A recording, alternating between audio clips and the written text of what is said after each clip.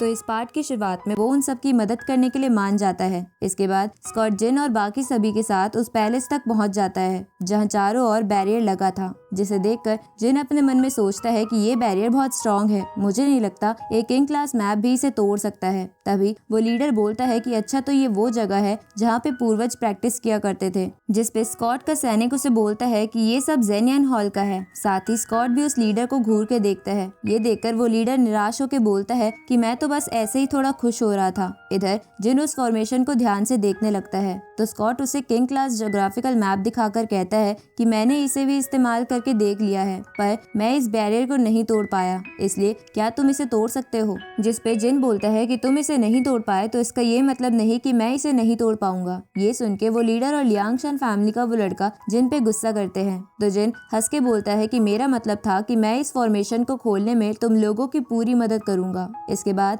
काइली वाला लड़का, जिन, स्कॉट एक साथ खड़े हो जाते हैं क्योंकि उन तीनों की ज्योग्राफिकल पावर सबसे अच्छी थी। तभी निकी जिन के पास आके बोलती है कि अंदर जाने में मेरी बहन तुम्हारी जरूर मदद करेगी। ये सुन के जिन मुस्कुराता है। अब स्कॉट अपना किंग क्लास मैप की पावर को एक्टिवेट करने लगता है। साथ ही काइली वाला लड़का भी कुछ स्टोन से एक ज्योग्राफिकल फॉर्मेशन बनाता है। तभी लियांगशान फैमिली का लड़का उस लीडर को बोलता है कि जिन कुछ कर क्यों नहीं रहा है, मुझे तो लगता है कि ये उस बैरियर को तोड़ ही नहीं सकता। जिसपे वो लीडर बोलता है कि जिन को बुलाने का फैसला स्कॉट का था और भूलो मत, उसने हमें भी पहले ज्योग्राफिकल फॉर्मेशन में फंसाया था। इधर जिन ली वाले ज्योग्राफिकल मैप को एक्टिवेट करता है, जिसे देखकर वो लीडर और लियांगशान फैमिली का लड़का बोलते हैं कि ये कैसा अजीब सा मैप है। तभी जिन उस ज्योग्राफिकल मैप की पावर को इस्तेमाल करता है, जहां उसे वो बैरियर तोड़ते हुए लगता है कि इसे सिर्फ 3 मैप से नहीं तोड़ा जा सकता। उसी वक्त वो काइली वाला लड़का नीचे गिर जाता है। साथ ही जिन और स्कॉट भी पीछे की ओर खिसक जाते हैं, लेकिन उन तीनों ने मिलकर उस बैरियर को हटा दिया था।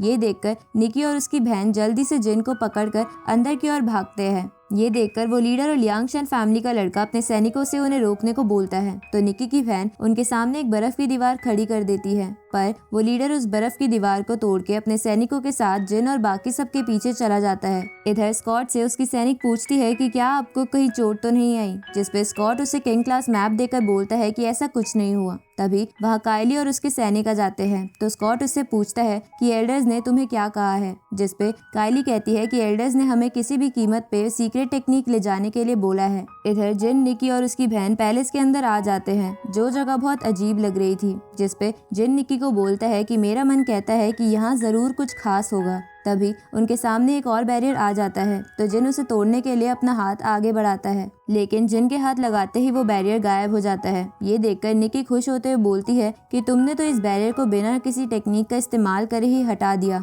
जिसपे जिन बोलता है कि मैं जीनियस हूँ। तभी निकी की बहन अपने मन में सोचती है कि जिन ये सब कैसे कर रहा है, क्या इसके पीछे होली लैंड के किसी पूर्वज का हाथ है। इसके बाद वो तीनों आगे बढ़ते हैं, जहाँ उन्हें एक बॉक्स में बहुत सारी डिवाइन एसेंस पिल मिलती है, जिसे देखकर निकी की बहन बोलती है कि ये पिल हमारी पावर्स को रिफाइन कर सकती है, पर इसे डिवाइन लेवल के ऊपर के लोग ही इस्तेमाल कर सकते हैं, और मैं इस पिल को इस्तेमाल कर सकती हूँ क्योंकि मेरी होली बॉडी है। लेकिन जिन, तुम ऐसा करने की मत सोचना। पर जिन उसकी बात नहीं मानता, तो निकी उसे बोलती है कि मेरी बहन सच बोल रही है, इस पिल के साइड इफेक्ट्स बहुत खतरनाक हो सकते हैं। तो जिन उसे कहता है कि तुम मेरी चिंता मत करो। इसके बाद निकी और उसकी बहन उन पिल्स को लेकर अपनी पावर रिफाइन करना शुरू कर देते हैं। तो जिन ये देखकर एक फॉर्मेशन बनाता है और उसके बीच में बैठकर उन पिल्स को एब्जॉर्ब करता है ताकि उसे कोई इंजरी ना पहुंचे। अब उन पिल्स को एब्जॉर्ब करते करते जिन को महसूस होता है कि उस स्टोन को एब्जॉर्ब करने की वजह से वो इन पिल्स को तेजी से एब्जॉर्ब कर सकता है, इसलिए वो एक साथ कई सारी पिल्स को एब्जॉर्ब करने लगता है। ये देखकर निकी चौंक जाती है क्योंकि जिन 8 लेवल ऑफ ह्यूमन हेवन पे पहुंच गया था।